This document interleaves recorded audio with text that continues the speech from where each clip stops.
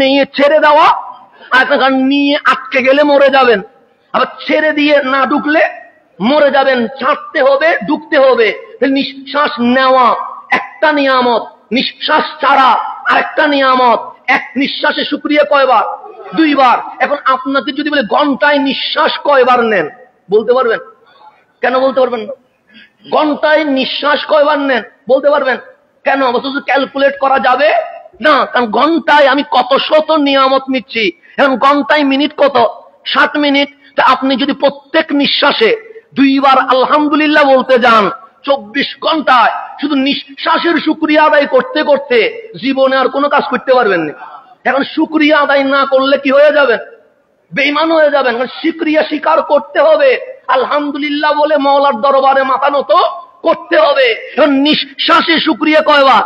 2 বার। একবার নিলাম, একবার ছাড়লাম। একবার নেওয়ার কারণে যদি আলহামদুলিল্লাহ আলহামদুলিল্লাহ 2 বার বলেন, এর মধ্যে আরো 2 বার কি হয়ে গেছে? নিঃশ্বাস নেওয়া হয়ে গেছে।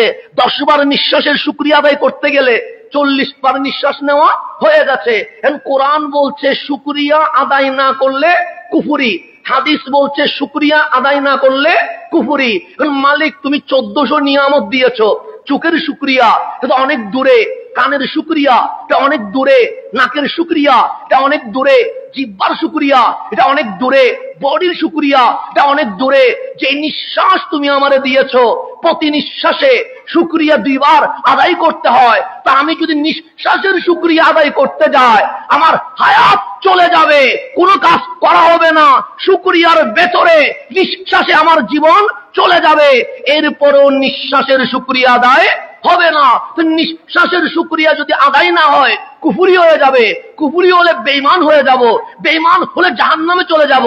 মালিক নিঃশ্বাসের শুকরিয়া আদায় করা সম্ভব নয়, বাকি নিয়ামতের শুকরিয়া আদায় করব কেমনে?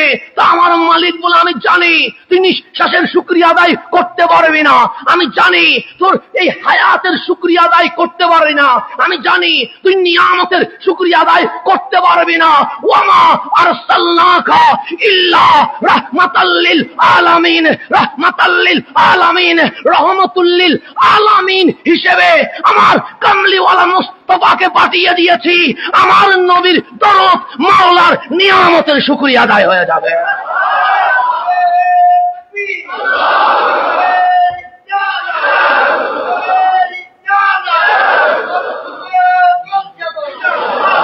সেজন্য আল্লাহ বলছে ওয়ামা আরসালনা কা, আরসালনা শুধু কার ভিতর দেখেন, কা শুধু কি দেখবেন? কা। ওয়ামা আরসালনা আমি আল্লাহ পাঠিয়েছি, কা কা মানে শুধু রসুল আপনাকে, আপনাকে কি পাঠিয়েছি? ইল্লা রাহমাতাল লিল আলাম মানে একটা পৃথিবী, আলামিন মানে গ্রহ উপগ্রহ জান্নাত যা আছে সমস্ত কিছুর রহমত হচ্ছে আপনি। তো রহমত মানে দয়া, তো যেটা দয়া করে দেয় এটা তেমন শুকরিয়া আদায় করতে হয় না। তা আল্লাহ বলে হাবিব সমস্ত নিয়ামতের রহমতুল্লিল আলামিন হিসেবে আমার কামলিওয়ালারে পাঠাই দিছি। তো আল্লাহ বলেন নবী পাঠাইছি, তো নবী পাঠাই কি করছি? যে ইন্নাল্লাহ ওয়া মালাইকাতাহু ইউসাল্লুনা আলান নবী, আল্লাহ আল্লাহ হয়ে নবীর উপর দরুদ পড়ছি। মালিক দরুদ কি পড়ে লাভ কি আমার? হাবিবুল্লাহ বলে নিঃশ্বাসের শুকরিয়া কয়টা আদায় করতে হবে? 2টা। 2টা আদায় করতে গেলে 24 ঘন্টার শুকরিয়া আদায় করা সম্ভব নয়। তা হাবিব বলছে মান সাল্লা আলাইয়া ওয়াহিদা, যে একবার আমার উপর দরুদ পড়বে সাল্লাল্লাহু আলাইহি বিহা আশারা, মাওলা তার উপর 10টা নিয়ামত অটোমেটিক দেওয়া শুরু করে দিয়ে দিবে। এক দরুদে শুকরিয়া কয়টা হয়ে যাবে? 10 হয়ে যাবে। এক নিঃশ্বাসে শুকরিয়া যদি দরুদ দিয়ে করেন 10টা হয়ে যাবে। এক নিয়ামতের শুকরিয়া একবার দরুদ পড়বেন, আল্লাহ বলে 10 নিয়ামতের শুকরিয়া আদায় হয়ে গেছে। সেজন্য রহমতুল্লিল আলামিন রে পাঠাইছে বান্দা যেন নবীর দরুদের মাধ্যমে শুকরিয়া আদায় করে কাল হাসরের ময়দানে আল্লাহ যখন বলবে আমার নিয়ামতের শুকরিয়া আদায় করেছিস, তখন আপনি হয়তোবা বলবেন দরুদ কি শুকরিয়া? তখন বলবেন মালিক করতে পারি নাই, তখন বেজে যাবেন। আল্লাহ বলে করিস নাই, যখন জাহান্নামে চলে যা। আমার কামলিওয়ালা বলবে যাচ্ছিস কই? সে ইলান্নার। কেন জাহান্নামে যাচ্ছিস? যে শুকরিয়া আদায় করতে পারি নাই। তখন আমার আল্লাহর হাবিব ফেরেশতাকে বলবে মিজান একটু উম্মতের আমল নামা মাপো না, মাপতে গিয়ে দেখবে উম্মতের আমল কম হয়ে গেছে, জাহান্নামের দিকে রওনা হয়ে যাবে। ফেরেশতা বলবে নবী গো উম্মত পার পাবে না। আমার রাসূল বলে আবার একটু মাপো না। আবার যখন মাপবে, হ্যাঁ উম্মতের আমল তো কম হয়ে গেছে, জাহান্নামে চলে যাবে। কামলিওয়ালা বলে আরে উম্মত তো আমার, আরেকবার মাপো না। তখন ফেরেশতা বলবে দুবার তো আপনার সামনে মেপে ফেলেছি, জাহান্নাম তো নির্ধারিত হয়ে গেছে। আরে আমি বলছি, আমি রাসূল বলছি, আমার আজ মাকামে মাহমুদের পজিশন, আমি আজ মেহমানে আলা, আমি বলছি আরেকবার মাপো। যখন মিজান তুলতে দেরি, রহমতুল্লিল আলামিন প্যাকেট থেকে কি যেন দিয়ে দিয়েছে, দুবার উঠেছে, আমল কম জাহান্নামী, রহমতে আলম দিতে দেরি, উম্মতের আমলের পাল্লা ভারী হয়ে গেছে। ইয়া রাসূলুল্লাহ দুবার তো জাহান্নামী ছিল, এমন কি দিয়ে দিতেন যে ও জান্নাতি হয়ে গেছে? রহমতুল্লিল আলামিন বলছে উম্মত দুরূদ শরীফ যেগুলো পড়তো আমি নবী জমা রেখে দিয়েছি, কারণ জানি ও বেজে যাবে, সেই জন্য যখনই বেজে যাবে তখন আমার ভেতরে স্টক করা আমার উম্মতের দরুদ আমি ওই মিজানের পাল্লায় দিয়ে দিব। সেজন্য আল্লাহ বলছে আল্লাহর শুকরিয়া আদায়ের অন্যতম মাধ্যম হচ্ছে রহমতুল্লিল আলামিন। সেজন্য আল্লাহ বলছে সবাই চায় মাওলা রাজি হোক, আর আমি আল্লাহ চাই আমার নবীটা যেন রাজি হয়ে যায়। এখন রহমত কেমন এটাও তো বুঝতে হবে, রহমত কি জিনিস এটা বোঝার দরকার আছে না? আছে। এই যে মুস্তাদরাক হাকিমের মধ্যে হাদিসটা আছে, আমার হযরত জাবের রাদিয়াল্লাহু তাআলা বর্ণনা করেছেন, রহমতুল্লিল আলামিন ইরশাদ করছেন, খারাজা মিন ইনদি খলিলি জিবরিল আনিফান। জাবের খলিলি জিবরিল, আমার বন্ধু জিবরিল আনিফান এখন আমার কাছে আসছে। কখন আসছে? এখন। ফাকালা, আমার বন্ধু জিবরিল আমাকে বলছে, ইয়া মুহাম্মদ সাল্লাল্লাহু, হে রাসূল পাক, ওয়াল্লাযী বাআসাকা বিল হক, যেই আল্লাহ আপনাকে হক দিয়ে পাঠিয়েছে, কোরআন দিয়ে পাঠিয়েছে, ইসলাম দিয়ে পাঠিয়েছে, নূর দিয়ে পাঠিয়েছে, সেই মাওলার কসম করে বলছি, ইন্না লিল্লাহি আবদান মিন আবিদিহি, দুনিয়ার জমিনে আল্লাহর বান্দা থেকে একটা বান্দা আছে, আবাদাল্লাহ তাআলা খামসামিয়াতি সানা, যেই বান্দা লাগাতার 500 বছর প্রত্যেকটা সেকেন্ড, প্রত্যেকটা মিনিট, প্রত্যেকটা ঘন্টা, প্রত্যেকটা দিন, প্রত্যেকটা সপ্তাহ, প্রত্যেকটা বছর মাওলার ইবাদতে কাটিয়ে দিয়ে দিয়েছে। কয় বছর? 500 খামসামিয়াতি সানা, 500 বছর। আপনি পারবেন নি? হ্যাঁ, আমরা তো ফজরের নামাজই পড়ি না, 500 বছর তো অনেক দূরের কথা। উনি একদিন বাদ দিয়ে এরকম 5 ওয়াক্ত পড়ছেন না, বলছেন ইন্না লিল্লাহি আবদান মিন আবিদিহি আবাদাল্লাহ তাআলা খামসামিয়াতি সানা। কয় বছর? 500 বছর, তাও কন্টিনিউ লাগাতার, এখানে কোনো মিনিট কি হয় নাই। তা আপনি বলবেন বাথরুমে যায় নাই? প্রশ্ন আছেন না? আসত তো, কারণ বর্তমান সময় তো আরো ঝামেলা বেশি। এক প্রশ্ন একটা কিছু বলে আপনি দেখছেন নি, এরকম অনেক প্রশ্ন আছে না? নাই। আমি যখন আমার গৌসে পাকের কারামত বলবো তখন পাট করে একজন দাঁড়ায় বলে আপনি দেখছেন, এরকম অনেকে আছে না? নাই। বর্তমান সময় তো এটাই, এখন প্রশ্ন আরো বেশি করে। আমি বললাম যে কন্টিনিউ কি করছে, ইবাদত করছে কয় বছর? আপনি, আপনার প্রশ্ন আসবে ঘুমাই নাই, আপনার প্রশ্ন আসবে বাথরুমে যাই নাই। যখন আমরা বলবো ইমাম আযম আবু হানিফা উনি রাদিয়াল্লাহু তাআলা উনি এশারের ওযু দিয়ে কি পড়ছে, ফজর পড়ছে, তখন আপনারা মাঝে মাঝে বলেন উনি কি বায়ু ছাড়ে নাই? প্রশ্ন আছে, এরকম অসংখ্য প্রশ্ন পাবলিকের আছে না? নাই, আছে। তো মানুষ জিজ্ঞেস করে আপনি দেখছেন, আপনি কেন বলছেন, আপনি কি তখন ছিলেন? এই কথা বলে কি বলে না? বলে। এটা আমার বাবার গল্প কাহিনী হইতো তাহলে বলতে পারতেন। এটা বলছে রহমতুল্লিল আলামিন বলছে আমার বন্ধু জিবরিল এখন এসে এই ঘটনাটা আমাকে কি করতেছেন, বলতেছেন। তো 500 বছর ইবাদত করছে কোথায়? আলা রাসিল জাবাল ফিল বাহরি, সমুদ্রের মাঝখানে, যেটা জমিন বা পাহাড় উপরে হয় এটাকে কি বলে? দ্বীপ বলে। যদি একটা পাহাড় যদি দিতে হয় তো সমুদ্রের মাঝখানে একটা পাহাড়, ওই পাহাড়ের উপর ওই বান্দা 500 বছর মাওলার ইবাদতে কাটিয়ে দিয়ে দিয়েছেন। মানে ডানেও সমুদ্র, বামেও, সামনেও সমুদ্র, পিছনেও, মাঝখানে একটা উপদ্বীপ উঠছে। উপদ্বীপ মানে আমার সেখানে সমাজ হয়ে গেছে, মহল্লা হয়ে গেছে, সেটা না। উনি কি একা? তো সমুদ্রের পানি কি মিঠা না লবণ? লবণ। কক্সবাজারের পানি কি আপনি পান করতে পারবেন? সম্ভব না, কারণ এটা লবণ। এখন তো উনি আছে কিসের মাঝখানে? সমুদ্রের মাঝখানে। আমার রাসূল আরবিকে জিবরিল আমিন বলতেছেন তাউলুহু ওয়া আরদুহু 30 জিরাআন ফি 30 জিরাআন ওয়াল বাহরু মুহীতুন বিহি 4000 ফারসাখিন মিন কুল্লি নাহিয়াতিন। ওনার চতুর্পাশে সমুদ্র ওনাকে কি করে রাখছে? ঘেরাও করে রাখছে। তো উনি পানি পাবে কোথায়? আখরাজাল্লাহু তাআলা লাহু আইনান আকবাতান বিআরদিল উসবাই তাবাদ্দু বিমাই আযবিন। আমার আল্লাহ নিজের একটা কুদরতি আঙ্গুলের ইশারায় পাহাড়ের পিছন দিক থেকে মিঠা পানির এক ঝর্ণা তার জন্য সৃষ্টি করে দিয়েছে। সমুদ্রের মাঝখানে পাহাড়ের পিছনে থেকে আমার আল্লাহর এক কুদরতি আঙ্গুলের কিসে? ইশারায় সমুদ্রের মাঝখানে পাহাড় থেকে কি শুরু করে দিয়েছে? ঝর্ণা। আপনাকে পাইপ ফিটিং করতে হয় নাই, মালিক ইশারা দিয়েছে, স্বর্ণের ঝর্ণা কি হয়ে গেছে, মানে মিঠা পানির ঝর্ণা চালু হয়ে গেছে। এরপর আল্লাহ কি করছে? উনি কি খাইছে? তারপর বলছেন ওয়াশাজারাতা রুম্মানিন তুখরিজু লাহু কুল্লি লাইলাতিন রুম্মানাতান। প্রতি রাতে এক আনার গাছ। আনারকে কি বলেন আমরা? সিটেঙ্গে ভাষাতে আমরা আনার বলি, ডালিম বলেন। আচ্ছা, না শুদ্ধ ভাষাটা আমাকে বললেন, কারণ সিটেঙ্গে তো একটু ঝামেলা আছে, সব ভাষা বলতে পারবো না। আনারকে আপনারা ডালিম বলেন না? হ্যাঁ, ডালিম শব্দটা আমার পরিচিত না, কারণ আমি খাস একজন সিটেঙ্গে মানুষ।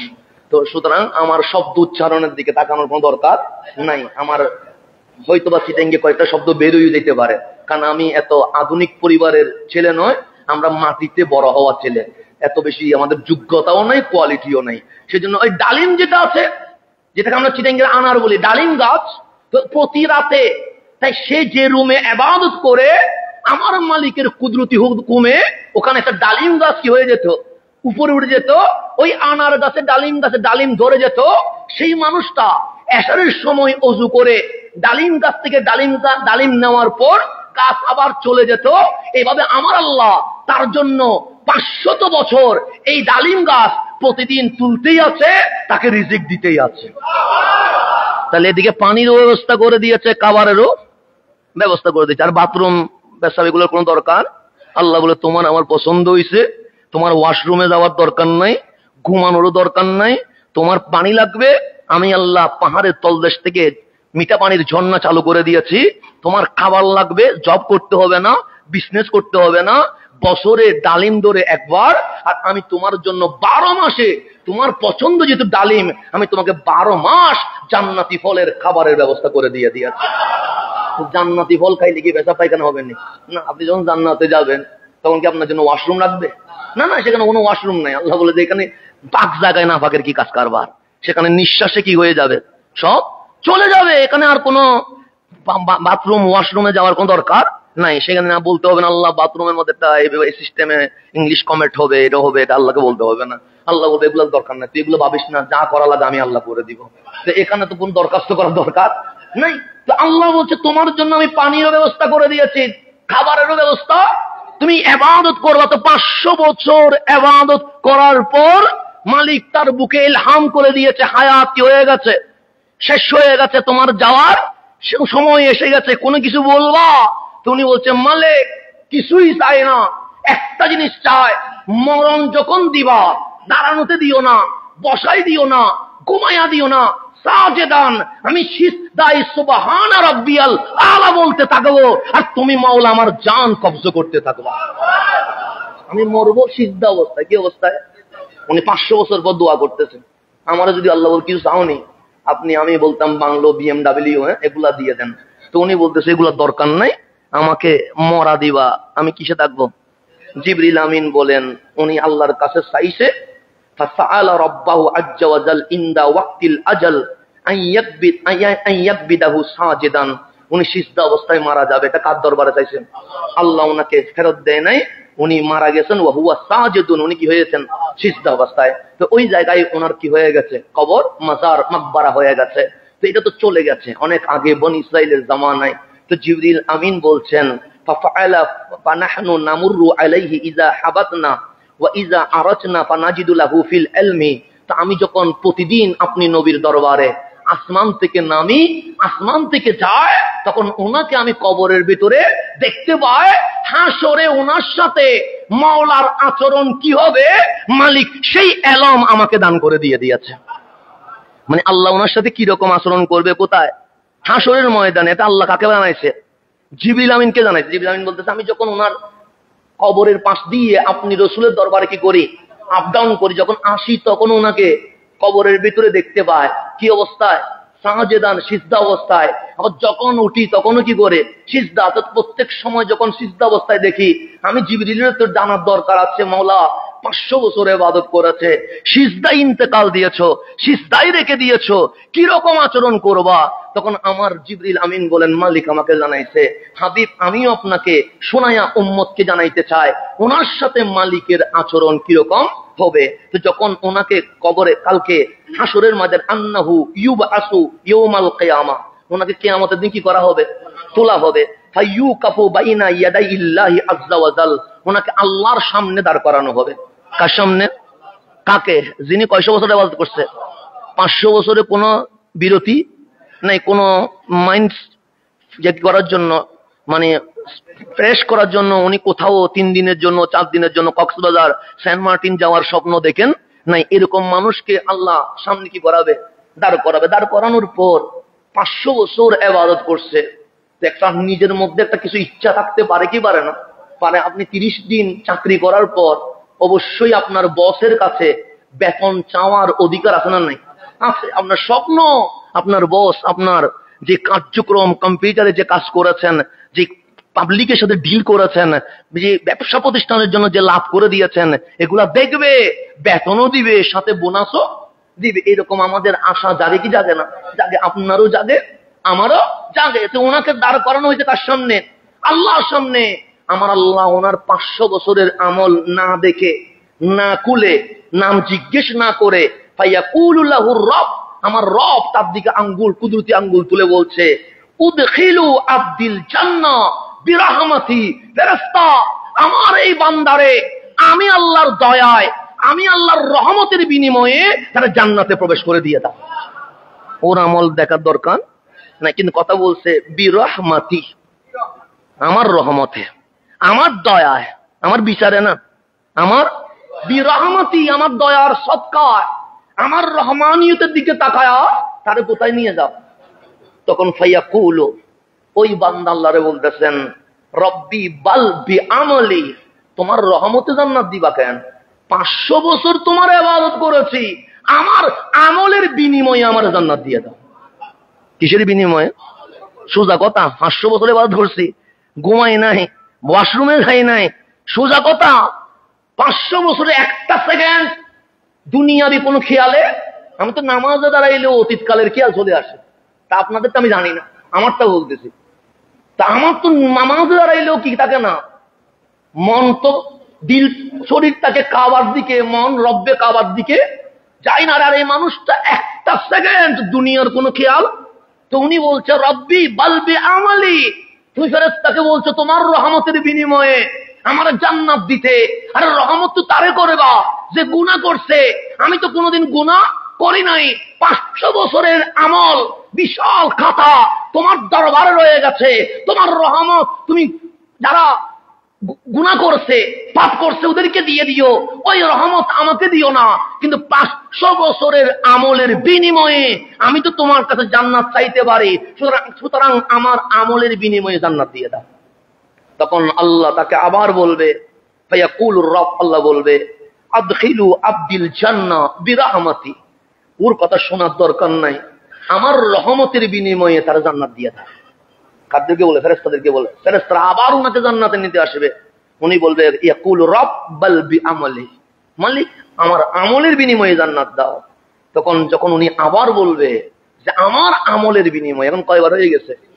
2 বার হয়ে গেছে। এখন প্রথমবার বলছে, প্রথম আল্লাহ বলছে আমার রহমতে তার কি দিয়ে দাও, জান্নাত। সে বলছে বাল বিআমালি, আমার আমলের বিনিময়ে জান্নাত দিয়ে দাও।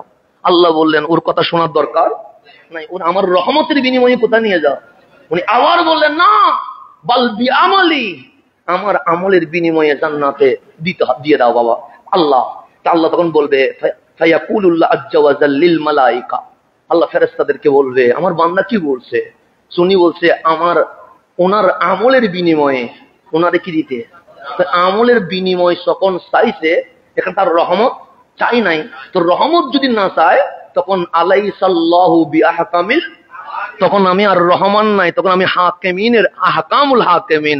এখন আমি কি হয়ে গেছি? বিচারক হয়ে গেছি। ফেরেশতা একটা কাজ করো, কাইসু আব্দি বিনিয়ামাতি আলাইহি ওয়া বিআমালিহি, আমার নিয়ামত তার উপর যা দিয়েছি তার আমল, দুইটাকে সমন্বয় করে বিচার করো, তার ইবাদত বেশি না আমার নিয়ামত তার উপর বেশি। এটা কি করো? হিসাব করো। কাইসু, কাগজ কলম নাও, তার সিজদা হিসাব করো, আর আমার নিয়ামত, দুনিয়াতে যে আমি নিয়ামত দিয়েছি এটা কি হলো হিসাব করো। ফেরেশতারা তারা ডাকলেন, এদিকে আসো, হিসাব হবে। কারণ এখন তুমি বারবার বলছো রব্বি বিআমলি, আমার আমল দিয়ে কি দাও? জান্নাত। আর এখন আসছো, তো এখন ওরে বসাইছে। ফাতুজাদু নি'মাতাল বাসার, শুরু হইছে সুখের নিয়ামত। কিসের নিয়ামত? আল্লাহ যে সুখ দিছে, এই সুখের নিয়ামতের হিসাব শুরু হইছে। তো শুরু করতে কি হইছে? কাদ আহাতাত বিইবাদাতি 500 সানাদিন, এক সুখের নিয়ামতের হিসাবের ভেতরে 500 বছরের ইবাদত বেঁচে চলে গেছে। শুধু কিসের নিয়ামতে? সুখেরই নিয়ামতের হিসাব যখন করতে গেছে, শুধু সুখের নিয়ামতের ভিতরে চলে গেছে কত? 500 বছরের ইবাদত চলে গেছে। এখন এরকম ক্লিন সাদা হয়ে গেছে। এখন কি হয়ে গেছে? এখন আমল আর এরকম কালা নাই, সব কি হয়ে গেছে? সাদা হয়ে গেছে। এখন ওরা হাতে ধরাই দিছে, বলছে ধর। হ্যাঁ, সুখের মধ্যে কি চলে গেছে? তো ওয়া বাকিয়াত নিয়ামাতাল জাসাদি ফাদালান আলাইহি, শুধু তো সুখের হিসাব করলাম, সুর থেকে নখ পর্যন্ত হিসাব করবো কোথায়? 500 বছরের আমল তো সুখের ভিতরে কি হয়ে গেছে? শেষ হয়ে গেছে। তো নিঃশ্বাস তো রয়ে গেছে, কাম তো রয়ে গেছে, নাক তো রয়ে গেছে, জিহ্বা তো রয়ে গেছে, বডি তো রয়ে গেছে। তো ফেরেশতা তারে ধরে এনে আল্লাহর সামনে দিয়েছেন, মালিক আমল তো সাদা হয়ে গেছে। আল্লাহ বলে কেন? যে শুধু সুখের নিয়ামতের হিসাব নেওয়া শুরু করছি, সুখের নিয়ামতের হিসাবের ভেতরে 500 বছরের আমল বেশি চলে গেছে, কি করব? তখন আল্লাহ তার ডাকলেন, এদিকে আয় বান্দা আমার। তখন আল্লাহ বলবে যে, আল্লাহ বলবে উদখিলু আব্দি আন্নারা, যেহেতু সুখের নিয়ামতের ভেতরে 500 বছরের ইবাদত বেশি চলে গেছে, ও তো বলছে আমলের বিনিময়ে আমি জান্নাত দিতাম। এখন তো আমলের বিনিময়ে জান্নাত পাওয়ার কোনো সুযোগ নাই। ফেরেশতা তারে ধরে জাহান্নামে নিয়ে যাও। কোথায় নিয়ে যাও? জাহান্নামে নিয়ে যাও। এখন ধরছে, ফাইয়ু জাররু ইলান নার, তারে ধরে ডানে বামে সামনে পিছনে টানাটানি শুরু করছে। কারা? ফেরেশতারা। কোথায় নিয়ে যাচ্ছে? তখন এখন বুঝে গেছে। ফাইয়ুনাদি, তারা যখন টানি নিয়ে যাচ্ছে চিল্লাই শুরু করছে, ইয়া রব আদখিলনিল জান্নাহ বিরহমাতিকা, আমলের বিনিময়ে জান্নাত পাওয়া যায় না, তোমার রহমতের বিনিময়ে আমার জান্নাত দিয়ে দাও। আল্লাহ বলে, এতক্ষণ ভর গুড়া বেচাইয়া লাইনে আসার দরকার কি ছিল? আমি তো প্রথম দিকে বলছি আমার রহমতে কোথায় যেতে হবে, এখন বলতেছে বিরহমাতিকা আদখিলনিল জান্নাহ, মালিক আমলের বিনিময়ে কখনো জান্নাতে যাওয়া যাবে না, তোমার রহমতের ভিখারি আমি, রহমত দিয়ে জান্নাত দিয়ে দাও। ফায়াকুল, তখন আল্লাহ ডাক দিবে, রুদ্দুহু, তাকে আমার কাছে নিয়ে আসো। হাজার হইলে তো আমার বান্দা, তো যদিও একটু কি হয়ে গেছে, এদিক সেদিক হয়ে গেছে, কিন্তু হাজার হইলেও তো আমি বানাইছি তারে। আপনি কিছু বানাইলে এটার প্রতি দয়া মায়া থাকে কি থাকে না? থাকে তো। একটা অবাধ্য হইলেও, যেমন আমরা ছেলেরা মাঝে মাঝে বাবা মায়ের অবাধ্য হই কি হয় না? হয়, বাবা একটু বকাবকি করে মায়ের একটা দিয়া, দেখবেন যে আপনি যখন চিল্লাচ্ছেন আমার বাপে আমার উপর জুলুম করছে, ওইদিকে বাপে দরজা বন্ধ করে মারছে একটা, কিন্তু উনি কান্নাকাটি শুরু করে দিচ্ছেন। এরকম হয় কি হয় না? হয়। বাবাদের এটা মায়া মমতা দেখায় না, কিন্তু ওনার গোপনে কি করে কান্না করে। কারণ আমি মনে করি সবচেয়ে কঠিন মানুষ আমার বাবা, কারণ আমার বাবার মায়ের খাই নাই এমন কোন ছাত্র নাই, এখানেও আছে হয়তো বা কিছু তারপর রোগ খাইছে আর কি। তো এরকম, কারণ একটু বেশি গরম মানুষ, তো বেশি কি করে মানে কঠোর, ওনার ইয়া হচ্ছে একদম আসিদ্ধা, মানে একটু বেশি কঠোর। আমাদের এখন সন্তান হয়ে গেছে 2টা, এখনো যদি কোনো মা পিলে ভুল করি এখনো দৌড়াইছে উঠে আদবে, কোনো পড়ালেখা ঠিক মতো বরস না করে কেউ বসছে মাইক ধরতে।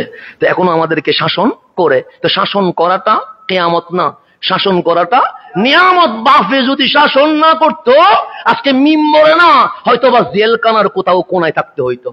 তো সেজন্য বাবাদের মায়েদের শাসনকে কখনো আপনারা মনে করবেন এটা বেইনসাফি হচ্ছে, জুলুম হচ্ছে, না না, এগুলো সবটাই দোয়া হিসেবে পরিণত হচ্ছে।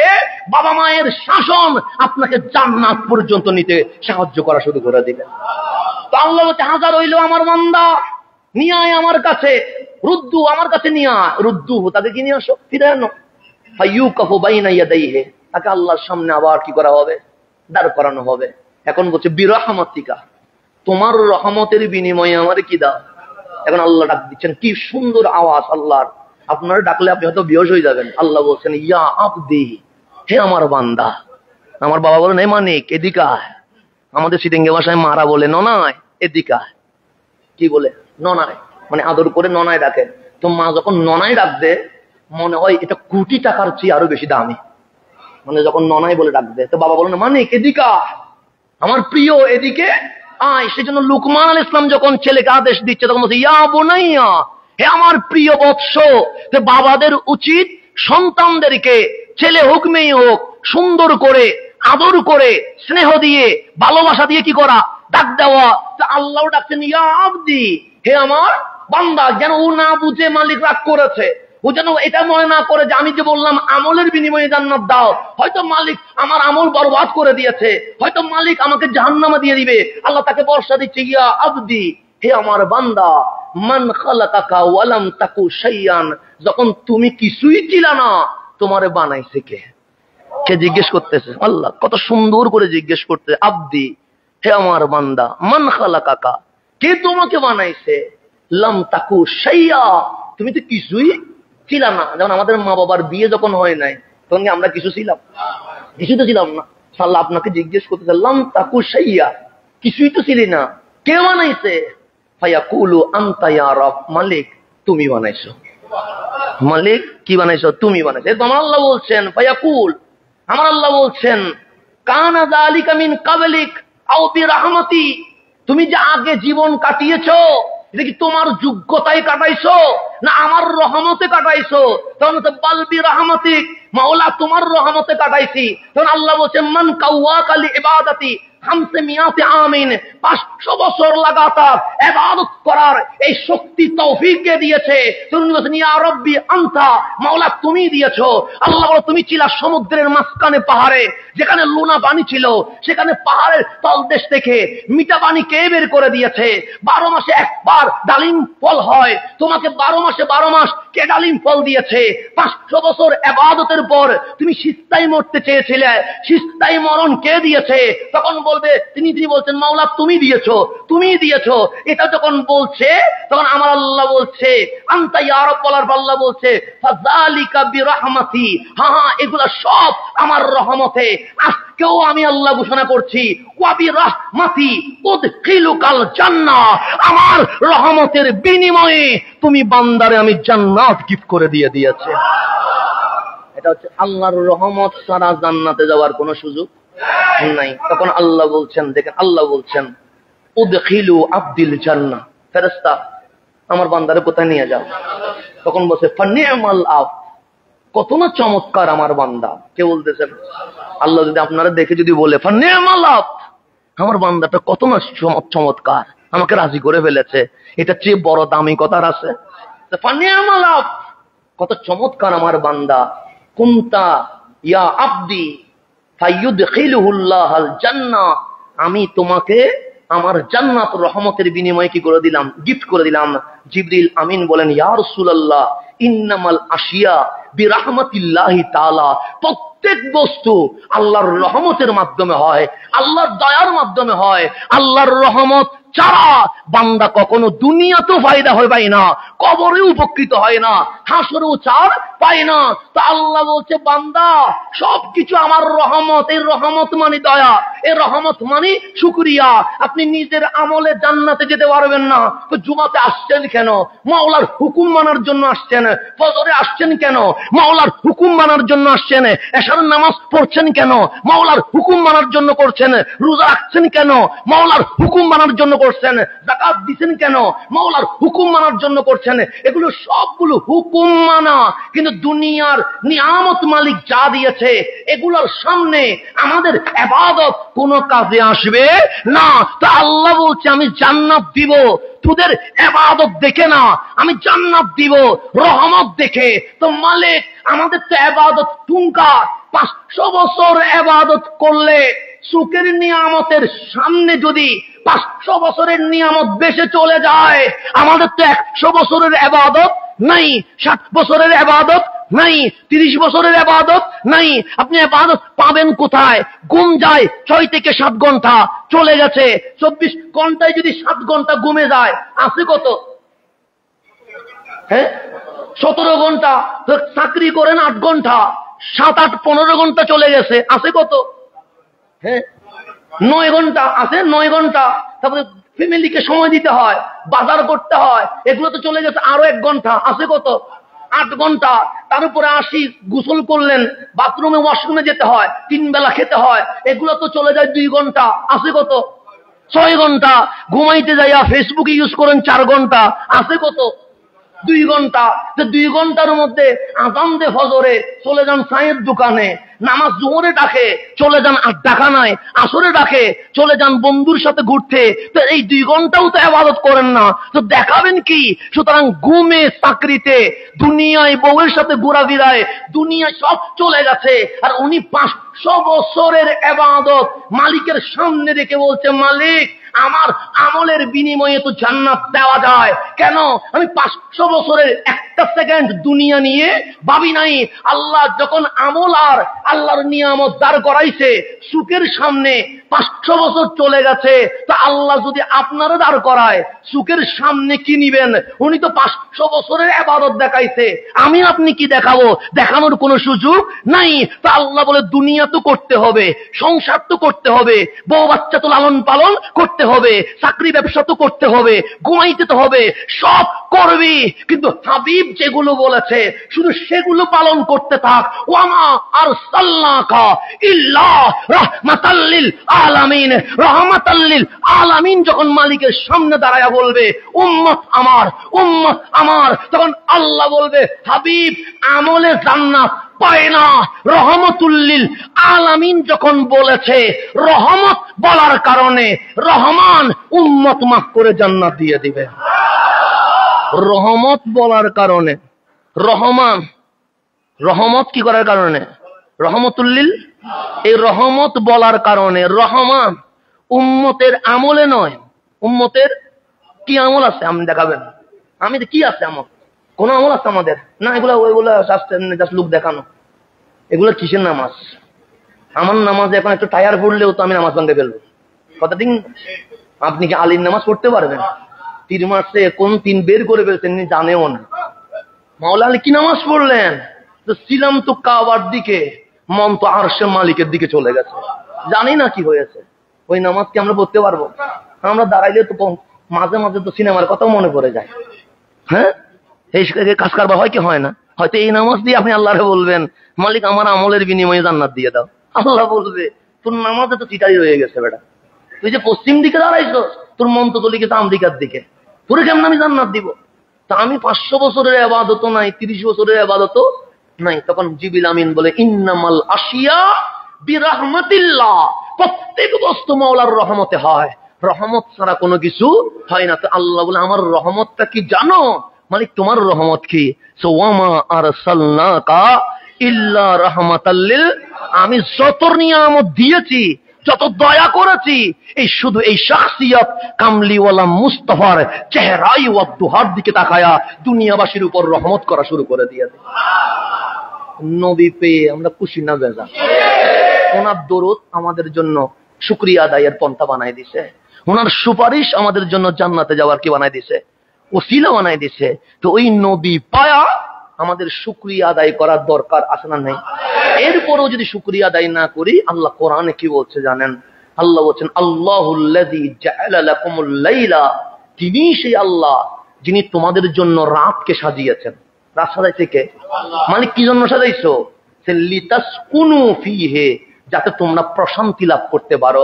ঘুমাইলে শান্তি আসে কি আসে না? না, ঘুমাইলে মেজাজ কি হয়ে যায়? কিটকিটি হয়ে যায়। যেমন কি আমরা তেমন ঘুমাইতে পারি না, জার্নি করতে হয়, তো একটু মেজাজটা কি থাকে, কিটকিটে থাকে। তো কারোর সাথে যদি একটু ব্যবহার খারাপ হয়ে যায়, তখন মনে বলে, মনে মনে বা মুখে বলে, পরিবার থেকে মনে হয় শিক্ষা পাই নাই, না শিক্ষা পাইছি, কিন্তু সমস্যা হচ্ছে ঘুমানো ঠিক থাকে না, খাবার ঠিক থাকে না, সেজন্য মাঝে মাঝে অনিচ্ছাকৃত কিছু ভুল হইতে পারে। যদি ভুল হয়ে যায় ক্ষমা দৃষ্টিতে তাকানো, এটাও তো আপনাদের দায়িত্ব, কথা ঠিক না? তো যার যার দায়িত্ব শেষে পালন করলে এই দুনিয়াতে কখনো অশান্তি হবে না। আল্লাহ বলছে আমি রাতকে সাজিয়েছি লাকুম তোমাদের জন্য, লিতাসকুনু ফিহি যাতে তোমরা প্রশান্তি লাভ করতে পারো, ওয়ান্নাহারা মুফসিরান এবং দিনকে আলোকিত করে দিয়েছে। কি করে দিয়েছে? সূর্য যখন আলো দেওয়া শুরু করে তখন কি লাইটের কোনো প্রয়োজন আছে? নাই। এরপর বলছে ইন্নাল্লাহা লাযু ফাদলিন আলান নাস, আমি আল্লাহ মানুষের প্রতি অধিক অনুগ্রহশীল, ওয়ালাকিন আকসারান নাসি লা ইয়াশকুরুন, কিন্তু আফসোসের বিষয় হচ্ছে আকসারান নাস অধিকাংশ মানুষ লা ইয়াশকুরুন মাওলার শুকরিয়া আদায় করে না। এটা কে বলতেছেন? এখানে কলিলার নাস বলে নাই, আকসারুন নাস বলেছে। তাহলে অধিকাংশ মানুষ, অধিকাংশের ভিতরে ভালো না খারাপ? খারাপ। এটা কে বলতেছেন? ওয়ালাকিন্না আকসারান নাসি লা ইয়াশকুরুন, তার সামনে আমি আসমান সাজিয়েছি, তার সামনে আমি জমিন সাজিয়েছি, রাত সাজিয়েছি ঘুমানোর জন্য, আর দুনিয়াকে মুফসিরান আলোকিত করে দিয়েছি, কাজকর্ম করে রিজিক যেন অন্বেষণ করতে পারে, সব তার জন্য করলাম। আমি বান্দার প্রতি অধিক অনুগ্রহশীল, কিন্তু আফসোসের বিষয় আকসারান নাস লা ইয়াশকুরুন, অধিকাংশ মানুষ আমি আল্লাহর শুকরিয়া আদায়। তাহলে দরুদ না পড়া মানে শুকরিয়া আদায় না করা, আল্লাহর নিয়ামত নিয়ে আলোচনা না করা মানে শুকরিয়া আদায় না করা, আল্লাহর মাখলুকাত নিয়ে গবেষণা না করা মানে শুকরিয়া আদায় না করা। এরপর বলছে যালিকুমুল্লাহ, তিনি সেই আল্লাহ, রব্বুকুম, তিনি তোমাদের রব, খালিকু কুল্লি শাই, এই পৃথিবীতে যা দেখা যায় যা দেখা যায় না সবগুলো তিনি সৃষ্টি করে দিয়েছেন। তিনি কি করছেন? এরপর বলছেন লা ইলাহা ইল্লা হুয়া, তিনি ছাড়া তোমাদের কোনো ইলাহ। তারপর আল্লাহ ঘোষণা করছেন ফাআন্না তুফাকুন, কোথায় ছুটে বেড়াচ্ছ? কে বলতেছেন? দেখেন আল্লাহর কথার ধরন দেখেন। প্রথমে বলতেছেন যালিকুমুল্লাহ, তিনি সেই আল্লাহ, রব্বুকুম, যিনি তোমাদের রব, তিনি সেই আল্লাহ যিনি তোমাদের। এরপর বলছে খালিকু কুল্লি শাই, তোমাকে, তোমার দুনিয়ায় যা আছে, যা দেখা যায় যা দেখা যায় না সবগুলো তিনি কি করছে? সৃষ্টি করছে। তার হচ্ছে লা ইলাহা ইল্লা হুয়া, তিনি ছাড়া কোনো ইলাহ। তার বলছে ফাআন্না তুফাকুন, কোথায় তোমরা ছুটে বেড়াচ্ছ? কেন সিনেমায় গেছো? কেন নাটকে গেছো? কেন আমি আল্লাহর বাদ দিয়ে অমুক তমুকের কাছে গেছো? কেন তুমি আমাকে আমার অবাধ্য হইলা? ফাআন্না তুফাকুন, ছুটে বেড়াচ্ছ কোথায়? দুনিয়ায় আমি বাড়াইছি, ওয়া ইলাইনা তুরজাউন, আবার আমার কাছেই ফিরে আসতে হবে। তা আল্লাহর কাছে ফিরে আসতে হবে কি হবে না? হবে। এরপর আল্লাহ বলছেন কাযালিকা ইউফাকাল্লাযীনা কানু বিআয়াতিল্লাহি ইয়াজহাদুন, ঠিক যেমন আল্লাহর আয়াত অস্বীকারীরা ছুটে বেড়ায়, তোমরাও তো ঈমান ইসলাম মেনে তাদের মতো কি বেড়াচ্ছ? এরকম বেড়াচ্ছি কি বেড়াচ্ছি না? বেড়াচ্ছি। আপনি বাস্তবতা মানতে হবে, বাস্তবতা মানতে হবে না? মানতে হবে। যেমন ইরাক আমেরিকা যুদ্ধ বাড়ছে কি বাজানে? আপনি কি আমেরিকার পক্ষে না ইরাকের পক্ষে? ইরাকের পক্ষে, কারণ মুসলমান তো। কারণ সে কোন দল সেটা আমি তো জানি না, কিন্তু অন্তত মুসলমান তো জানি। তা আমরা কি আমেরিকার পক্ষে যাব না ইরাকের পক্ষে যাব? না, আল্লাহর রাসূল বলছে 40 জন মানুষ যেখানে দোয়া করে দোয়া কি হয়ে যায়। তা আমরা তো হাজার হাজার মানুষ ইরাকের জন্য দোয়া করছি, কবুল হয়েছে? হয় নাই। তাহলে হাদিস কি মিথ্যা নাকি? হাদিস কি মিথ্যা হতে পারে? মিথ্যা হয় না, কিন্তু তারপরে তো ইরাক তো জিততে পারে না। মায়ের পর কি হয়েছে? মায়ের খাইছে। আফগানিস্তান জিতে নাই, দোয়া বন্ধ করছে, এরপর জিতছে। দোয়া যখন বন্ধ করে নাই তখন জিতে নাই, যেটা বাস্তবতা। আফগানিস্তান যেন হুজুররা দোয়া বন্ধ করছে, আফগানিস্তান জিতছে। কথা দেখনি? দোয়া যতদিন চলছে ততদিন কি করে নাই? জিতে নাই। তো কি দিয়ে আমি হুজুর মানুষ, এতগুলো মানুষ নিয়ে দোয়া করলাম, জিতা তো দূরের কথা, মায়ের কি খায়? আগে যতটুকু খায় আমার দোয়ার ভর আরো মায়ের কি হয়ে গেছে, বাড়ি গেছে। এটা কি আমার কারামত না ফজিলত? আমি তো বুঝতেছি না। এটা সত্য কথা। দোয়া করার আগে মাইক ছিল একটু কম, কিন্তু আমার দোয়ার ভর মায়ের কি হয়ে গেছে, বেড়ে গেছে। তা আল্লাহর রাসূল তো বলে 40 জনে দোয়া করলে কি হয়ে যায়? দোয়া কবুল হয়ে যায়। তা আমরা তো আমেরিকার বিপক্ষে, ইরাকের পক্ষে, কিন্তু দোয়া তো করছি, কিন্তু দোয়া কবুল হয়ে যায়। কারণ বাস্তবতায় আপনি নিজেকে জিজ্ঞেস করেন আমার দোয়া কবুল হয় না কেন? যেমন আপনি ধরেন আমার এই শাহজাহানপুর মসজিদে দোয়ার মাহফিল কিসের? যে ইরাক যেন জিতে যায় নাসরুম মিনাল্লাহ, সাহায্য আসবে তার থেকে, আল্লাহ থেকে। সুতরাং আমরা হুজুর দুয়ার মাহফিল করব, আপনি কি করবেন? দোয়া করবেন। এখন হাজার মানুষ চলে আসছে, দোয়া হচ্ছে কার জন্য? ইরাকের জন্য। এখন আমি আপনি সূরা ফাতিহা বললাম, সূরা ইয়াসিন বললাম, সূরা রহমান বললাম, সূরা ইখলাস বললাম, আয়াতুল কুরসি বললাম, সূরা নাস বললাম, দরুদ শরীফ বললাম। এখন কি হবে? কার জন্য? ইরাকের জন্য দোয়া হবে। হঠাৎ আমাদের ইমাম কামরুজ্জামান সাহেব আমার কানে কানে বললেন, হুজুর একটা ঘটনা ঘটে গেছে। কি ঘটনা? হচ্ছে আমেরিকার 100টা বিষ আসি গেছে। এখন দোয়া সামনের দিকে যাবে নি। কয়শো বিশা? 100। কে বললো? তা আমি ওনাকে কানে কানে বললাম, আমারটা আগে কি করি দাও। তো উনি বল, শুধু আপনারটা করবো, আমারটা কি বাদ যাবে নি? 2 নাম্বার আমারটা কি করে দিই। তো এখন আপনারা যারা মুসল্লি আর দোয়া করতে পারবেন নি, বাকি আছে কয়টা? 98টা। মানুষ হয়ে গেছে কত? 2000। তো 2000 তো যাইতে পারবে না, যাইতে পারবে কত? এখন মুসল্লিদের মধ্যে মারামারি বাজি গেছে, কে যাবে আমেরিকায়। মুখে ইরাক, বুকে আমেরিকা রয়ে গেছে। আল্লাহ বলে মুনাফিকের দোয়া কবুল হয় না। তো দুষ্ট আমার, দুষ মানুষের বুঝে লাভ কি? দোয়া যে কবুল হচ্ছে, দুষ্কার আমার ভিতরে তার একটা রয়ে গেছে। মুখে না ফানাবাড়ি করে বলতেছি ইসলামী খেলাফত না কায়েম করে ফেলবো, ভিতরে তো বলতেছি না জাতিসংঘের মানবাধিকার কমিশন হোক না। কি হয়েছে? কথা এরকম হচ্ছে না? মুখে ইসলাম, কিন্তু বাংলাদেশ আমেরিকার হাতে তুলে দেওয়ার জন্য ক্ষমতার লোভে এক বিশাল ষড়যন্ত্র শুরু হয়ে গেছে। মুখে ইসলাম দিয়ে কি হবে? বুকে তো মুনাফিকি রয়ে গেছে। বুকে জিকির করতেছে, কখনো আমেরিকা, কতক্ষণ ইটা, কতক্ষণ চীন, কতক্ষণ জাপান। আল্লাহ বললে ফান না তু ফাকন, কোথায় ছুটে বেড়াচ্ছ? আল্লাহ জানে না ছুটে কোথায় বেড়ায়। আল্লাহ বলে কাযালিকা ইউফাকুল্লাযিনা কানু বিআয়াতিল্লাহি ইয়াজহাদুন, যারা আল্লাহর আয়াত অস্বীকার করে তারাই ছুটে বেড়ায়। তো তোমরা ঈমান এনেছো, মুখে ইসলাম, মুখে দাড়ি, গায়ে জুব্বা পাঞ্জাবি পরে, তোমরাও তো তাদের মতো ছুটে বেড়াচ্ছ। তো উপরে মুমিন সেজে ভেতরে মুনাফিক দেখলে ইসলামী খেলাফত কখনো কায়েম হয় না। এটাই হচ্ছে আল্লাহর ঘোষণা। আপনি কোরআন দেখেন, যে আল্লাহ আজকের কথা বলতেছে। কার কথা বলতেছে? আজকের কথা। আল্লাহ বলতেছে জালিকুমুল্লাহ রব্বুকুম, তিনি আল্লাহ যিনি তোমাদের রব, খালিকু কুল্লি শাই, যিনি সবকিছু বানাইছে, লা ইলাহা ইল্লা হুয়া, তিনি তোমাদের ইলাহ।